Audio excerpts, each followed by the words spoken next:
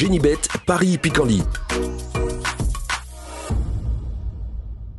En ce moment, profitez de 250 € de bonus de bienvenue. Direction Vincennes pour un nouveau quintet en ce vendredi 2 février. Cette épreuve s'adresse uniquement aux juments âgés de 6 ans, épreuve relativement ouverte. Nous évoquerons donc cette compétition dans la première partie du programme et dans la deuxième, j'aurai comme d'habitude des informations à vous transmettre pour Vincennes, mais également pour la réunion qui se tiendra sur les l'hippodrome de Toulouse, puisque j'ai pu m'entretenir avec plusieurs socioprofessionnels y participant, certains d'entre eux affichant une belle confiance. Comme vous le savez, vous pouvez toujours liker ce programme, le partager, et ce via nos différents réseaux sociaux, Facebook, Twitter, vous en avez désormais l'habitude. Donc pour ce quintet, prix André Louis Dreux, réservé aux juments, j'ai placé en tête la moins riche numéro 1, Cinderella Jet, jument de qualité, jument entraîné en Italie, qui compte déjà 13 succès en seulement une trentaine de courses courues. Elle a déjà gagné à Vincennes, et sachez qu'à mon avis, elle va afficher des progrès sur sa course de rentrée du 13 janvier, à mon avis, dans ce lot. L'opposition est dans ses cordes, je poserai le numéro 12, principalement XL Bleu, qui reste sur 2 podiums intéressants, dont un obtenu sur le tracé proposé. De nouveau confié à Jean-Michel Bazir, elle devrait répéter. Numéro 9, Xora a pris une bonne 3e place début janvier à Vincennes avant de s'imposer dernièrement à Rouen-Montcanchy sur la distance proposée. Si elle ne tire pas dans le parcours, c'est qu'il peut lui arriver parfois. Elle a parfaitement les moyens d'intégrer le podium. Numéro 9, Xora. Ensuite, je passerai le numéro 8, Icône, qui reste certes sur plusieurs échecs, mais elle a des excuses à faire valoir. Elle a souvent été malheureuse dans les parcours. Elle a également été perturbée dans sa ferrure. On a modifié ce paramètre. Sachez qu'elle avait bien gagné fin octobre à Enghien, et à mon avis, il sera imprudent de l'écarter et de la condamner hâtivement. Numéro 5, Inky Perrine a signé déjà 2 succès depuis le début du meeting d'hiver. C'était une bonne performance. Elle doit désormais affronter une opposition plus relevée, mais j'ai bien aimé sa victoire du 13 janvier. On garde. Attention également au numéro 10, Isis Derfray, qui reste également sur une victoire, celle obtenue à Graignes le 11 janvier. Pour son retour à Vincennes, elle conserve une belle carte à jouer, tout du moins pour l'obtention d'un accessite. J'ai ensuite fait confiance à 2 juments délicates mais non dénuées de moyens. Le 14, à savoir Image de Talent, qui a essuyé 4 disqualifications de rang en fin d'année dernière. Mais à mon avis, elle a le potentiel, elle l'a prouvé par le passé, d'inquiéter les précédentes nommées. Même remarque pour le numéro 3, Istana Duviette. La sagesse ne fait pas partie de ses principales qualités, mais dans un bon jour, elle est parfaitement capable d'intégrer le quintet d'une telle épreuve. Résumé chiffré, As, 12, 9 et 8 devant le 5, le 10, le 14 et le 3. En canon partant, je me ferai numéro 15, Ivana Derac. On se retrouve désormais pour les coups de cœur. En ce moment, profitez de 250 € de bonus de bienvenue. Voici désormais mes informations pour ce programme du vendredi 2 février. On va commencer par Vincennes, notamment la 2e course. De son 8, Hugo de Cagne s'élance avec l'entière confiance de son entourage, notamment de son propriétaire. Un choix qui a bien gagné dernièrement le 15 décembre à Vincennes sur plus long. Une confirmation est ici attendue. Le 208, Hugo Cagne. On peut lui opposer le numéro 6, Gibaldi de l'Ouette, qui était son dauphin courant décembre. Attention également au numéro 3, Harvest, qui reste sur une plaisante victoire remontée. 208, 6 et 3.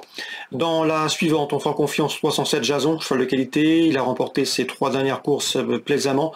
Un cheval confirmé à Vincennes, c'est un cheval estimé par la famille Lévesque. Il devra, à mon avis, gravir encore les échelons. Un cheval qui a été façonné, ménagé, préservé, qui devrait vite boxer dans la catégorie supérieure. Le 307 Jason, confirmation attendue, à mon avis, c'est un bon point d'appui. Dans la 5e, sachez que j'ai bien aimé la prestation du 507 Keep Your Dreams, qui reste sur 2 victoires plaisantes, des victoires qui en disent long sur sa marge de manœuvre. À mon avis, il est en net retard de gain et ne devrait pas s'arrêter en si bon chemin, le 507 Keep Your Dreams. Attention également dans cette épreuve, numéro 5, Colsfella, qui reste également sur une victoire convaincante sur la grande piste de Vincennes début janvier. Dans la 6e, Alain Chavat m'a parlé en bien du 610 Jorki Delouette, un cheval qui reste sur 3 succès remontés, un cheval en net retard de gain. Le problème avec lui, c'est le départ. Il faut qu'il se montre sage dans sa mise en jambe. Si tel est le cas, il a les moyens d'ajouter un nouveau succès à son palmarès. Je lui poserai principalement le numéro 15, Jus de fruits, qui mériterait amplement de s'imposer. Notez bien que lors de ses 6 derniers parcours, sous la selle, il a enregistré 5 podiums, du 5 sur 6. Autre montée lors de ses Dernière sortie, 610 pour la victoire, le 15 Jus de Fruits devrait être son principal opposant. On arrive à Toulouse, la Réunion 3, j'ai pu discuter avec Pascal Maurice Manceau. Dans la première, il présente le 105 Léopard, un cheval qui a débuté victorieusement, un poulain estimé au sein de l'écurie, cheval de qualité. Il ne serait pas surpris si le cheval s'imposait une nouvelle fois. Il faudra juste rester vigilant au départ, c'est ce qu'il m'indiquait, où le cheval aurait parfois tendance à se précipiter. Le 105 Léopard, s'il part sur la bonne jambe, il doit confirmer ses débuts victorieux. Dans cette même épreuve, j'ai pu discuter également avec Vincent Cabos. Là aussi, l'interview sera disponible gratuitement sur canalturf.com. Il drivera le 108, c'est Los Angeles Lakers, un cheval qui vient d'intégrer son effectif dans le sud-ouest, cheval estimé par Thomas Lévesque, un cheval qui va bien à corde à droite, qui effectue une rentrée, mais il est prêt et devrait pouvoir bien faire l'entrée de jeu, sa place est sur le podium d'emblée, le 108 Los Angeles Lakers. 105-108 dans cette épreuve également. J'avais eu l'occasion de discuter avec Anthony Honoré, l'homme de confiance de Christophe Fett. Il m'avait parlé en bien du 107 Libertine des Cajoles. La dernière fois, elle a fait l'arrivée, et ce, après avoir été retardée par une petite faute. Elle a également sa place sur le podium d'une telle course, à mon avis. Donc en résumé, la première à Toulouse, le 5, le 8 et le 7. Dans la troisième, sachez que PN Manceau présente 305, c'est Caliné au PNM, un cheval qui a failli mourir, qui a eu des problèmes de santé, une pleurasie, mais c'est un cheval de qualité. Il faisait partie des bons espoirs de l'écurie dans sa jeunesse. Le cheval est ménagé, on le drive toujours sagement, on ne le brusque pas dans les premiers mètres de course, mais c'est un cheval en net retard de gain qui ne surprendrait pas ici en s'imposant, lui qui est toujours à la recherche d'une première victoire, mais sachez qu'il devrait vite gonfler son compte en banque. Au 305 Calineo Penem estimé au sein de l'écurie de PM Manceau. Dans la 7e maintenant, Quentin Machès compte une confirmation du 705 Jacques Adi de Vauville. Le cheval reste sur 2 podiums. Il devrait répéter une nouvelle fois, être dans le coup. Il sera pieds nus. L'opposition, à mon avis, viendra des 2 protégés de la famille Brossard, le 6 Jaguar du Londel et le numéro 8 Jacquito du Vallon. L'un et l'autre compétitifs en pareille société. 705, 6. 8.